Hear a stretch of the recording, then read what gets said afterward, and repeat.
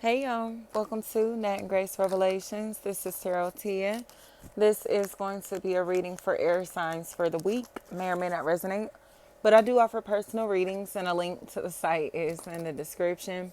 The letter M, mel, mil, mal, mal, is a factor in this equation. Their pockets are turned inside out, and they're looking at something or somebody like a lick. I think they are starting to realize that they're old and corny. They're old and still broke.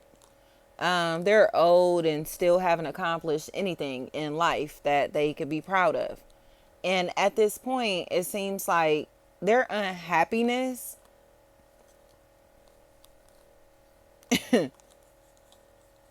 is something that they're going to have to take responsibility for. Because everybody else around this individual looks like they are successful, they're thriving, they're happy, their energy is positive, they get along, like everybody here gets along, y'all. So you got to leave this person behind because they're broke, because they're broken. You get what I'm saying? Like they're miserable, and they do not want to accept that they're miserable because of their own life decisions. They're miserable because they're manipulative for money and attention. Okay, so it's almost like, Kayla, I don't think this person will accept the fact that they were predatory on people socially and financially, and now people look at them like the boy or girl who cries wolf, or people are looking at them in a situation as if they're predatory socially and financially and can't accept that about themselves, but they're no longer going to deny their reality. You get what I'm saying? Like, y'all are some clowns over money and attention for clout. You know what I mean? And they are. And it's almost like they're too obsessed with money and fame and fortune. And you know what I mean? Like, just low vibrational things that now that everybody else around these people have ascended beyond these things, they feel like they don't matter anymore. They feel forgotten about. They feel left out. They feel, you get what I'm saying? But what do they have to offer emotionally? You know? What do they have to offer? They're miserable. And they want everybody to be miserable along with them, or they thought that everybody was going to continue to pour in their cup and they weren't ever going to have to stand on their own 2 feet. But now they're in a position to where they're realizing that they only had a life because others were sustaining their life or lifestyle. I think this individual was ungrateful. This is ingratitude that's here. Like almost as if like this person is thirsty, begging for something to drink, and you give them water and they get angry because you're giving them water instead of juice. And it's like, what? You feel me? Like, well, beggars can't be choosers. You get what I'm saying? Like, if they, you get what I'm saying? They're hungry, starving, haven't eaten in days, and you serve them meatloaf and mashed potatoes, and they're like, I don't eat meatloaf. It doesn't sound like you eat anything, my bitch. Fuck are you talking about? So, how many times are you going to serve somebody that's treating you like that? How many times are you going to extend your hand to somebody that's acting like what you're offering them is not good enough when they don't have shit to begin with? Okay, Naisha, I think this individual is being cut off. I keep hearing welfare. Welfare, they're being cut off because they're ungrateful. They're used to handouts and things being given to them, or they're ungrateful for the people in their life and the things that these people do for them or have done for them. So they'll try to villainize this person for turning their back in this situation. So if this is you, get ready to be the enemy. Get ready to have a target on your back. Get ready to be treated as if you just are the worst person in the world because you're saying no. You know, but that's all this is somebody is protecting themselves socially and financially from a very predatory person or predatory people. And they will not accept the truth about that, especially if neighbors are a factor in this equation. They are crazy and obsessed. And it's getting to the point that them plotting and planning and scheming on you or this person or these people in this situation has to stop, because it's for absolutely no reason. They're angry because they're broke. You get what I'm saying? And they hang with other broke people. So because they're broke and don't have nothing going on in their life, they see you as a lick or a target, or you feel me, or that's what you're doing to people. Broke as fuck and looking at people as if they're licks, looking at people as if they're targets, or being predatory to people socially and financially simply because you're intimidated by the fact that they have surpassed you in life.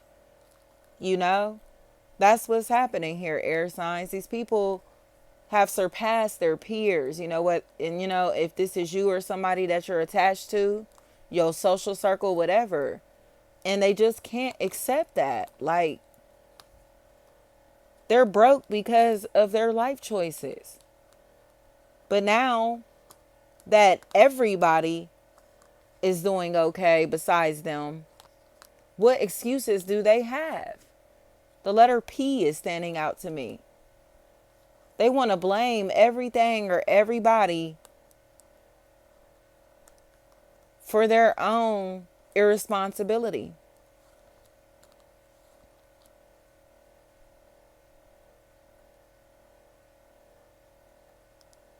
I think this is just where the part where somebody realizes that they have, like, I don't know, it's almost like somebody stuck on their titty too long. Like, you literally, like, are allowing this person to leech off of you. You're allowing this person to take advantage of you socially and financially. And then you believe that everybody else in their life or villains or the problem or whatever, when in reality they are the problem. Because do you see how they're acting when you're telling them no? Do you see how they're acting when you won't give them what they're asking for? When you set boundaries with them, do you see how they act? Right. So was such and such really the villain, or did such and such just have a backbone? Is such and such really the villain, or does such and such really just know how to say no to this leeching individual? And it's so crazy because it's like all this leeching they've been doing all their damn life, they still broke. Like, that's what's crazy about it to me. Like, what are you getting out of life? They're a leech. They're a leech. And they will use anybody that they feel they can just because they haven't gotten anywhere in life. So protect yourself socially and financially. It honestly looks like y'all have already put yourselves in a protective place. And they hate that. They hate you for that. But it's because they have to learn how to fish. It's like this person has gone fishing with you how many times? And they did not want to learn at all. But now you collecting all these fish when y'all going fishing and you're refusing to give them any. So they looking at you like you got all them fish and you ain't gonna give me none. Like, you were right here on the boat with me. There was a rod for you too. And you acted like you just didn't want to fish with me for whatever reason. But they want some of your catch. You get what I'm saying? And if you don't give it to them, they're going to turn into a monster. And this is where they're showing their true colors. Because this is somebody that you truly have looked out for, or somebody that would have absolutely no reason to badmouth you, your name, your brand, your business, your reputation in any way. Because they wouldn't be in the position that they're in if it was not for you. So I think you just have somebody who's had their hand in your pockets and assume that you are never going to cut them off or tell them no. Like I said, take it out or know that their hand was in your pocket. They didn't think that you were even going to notice it. But they hate you because you're doing good without them.